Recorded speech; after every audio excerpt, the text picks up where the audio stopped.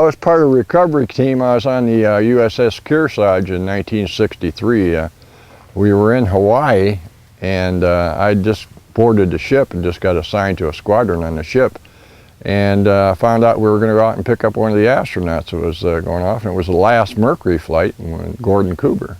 And we went out and recovered him, and it was a ball. I didn't realize the importance of it at the time because I was a 17-year-old kid, and it didn't mean a whole bunch to me. But I was glad I kept the pictures and so forth, because now it's I was part of history, and there was only like 2,600 other people that could say they did that. Mm-hmm. And our ship's photographer took a series of pictures here, and I've been making them up for people. The first picture in the series is a picture of our ship, the USS Kearsarge, and 2 destroyers. We spelled out Space 7 on the flight deck, all the personnel did. And that was kind of unusual. That was the first time I think they ever did that. So that's not painted on, those are actually sailors? Those are actually people lined up, and they took both the squadrons. There was 2 fixed-wing squadrons, and they took all the fixed-wing squadron people and put them on the flight deck, and they were whites. And it worked out pretty good. I don't know who thought of it. I had never seen it ever done after that. But some of these are pretty old pictures too, so they're kind of.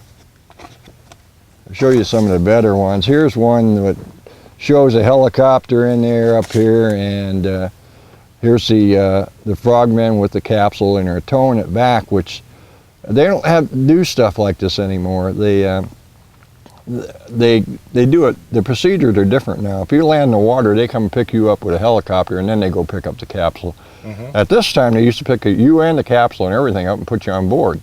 And if the ship was close enough, they'd just go ahead and hook a cable to you, like they did here, and just drag you in. Okay. And a lot of stuff like that they don't do now. I don't know whether it's their procedures have changed, or whether it's a safety issue or what. But there was I was looking back on all the flights of all the Mercury and Apollo and everything, and they've had less problems with those flights then. Here's just prior to pulling up on the deck. And they had a lot less problems. They had problems, but they seemed to be able to solve them at the time. Like, with Apollo 13, it was a classic incident that if you look inside of one of these things compared to the space shuttle, you're looking inside a tin can, and that's about what they went up in. Yeah. And there are several things that happen with these that people don't hear about. Like, they didn't have the computer system or automatic system on them at the time went out. So the guy had to fly it down manually. Mm-hmm. And that's before they had, any corrections, computer corrections built in or anything like that. And these guys did it.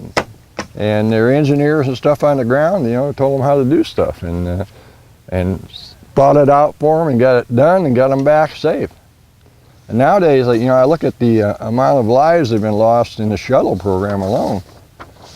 And the only people that were lost on all the Mercury, all the Apollo, and all the Gemini missions, only three people were lost. And that was on the pad before it even a test.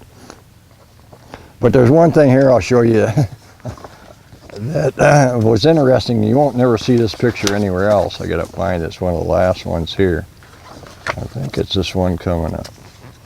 And you'll notice something on here. Maybe you'll notice it. If you notice that right there. Looks like a hanger. That. You know what that is? That's a piece of the window blown out. Really? Yeah. If that thing would have flipped upside down, you could have. That's a pretty large hole. It wouldn't have taken long to fill that capsule up. Wow. And I'm not sure. I think it happened on re-entry from the heat somehow, because I can't see it happening from moving it around or anything on the flight deck or hauling up on the flight deck. I don't think there was that much stress on the window itself to pop it like that. That was quite interesting. I look back on it now. It's cool. I look back. You get older, you start looking back in your life and stuff that happened to you. And I was on a lot of interesting places. I was in Florida when the missile crisis happened. I was in Oregon when St. Helens went off, about 60 miles from it. Wow. All these different places I've been, there's always been something going on that was interesting. So I'm hoping something interesting will happen in these rockets here. Oh, definitely will. Like my level 3 success tomorrow. Oh, I think it's a given. Well, thank you very much for your time. Sure.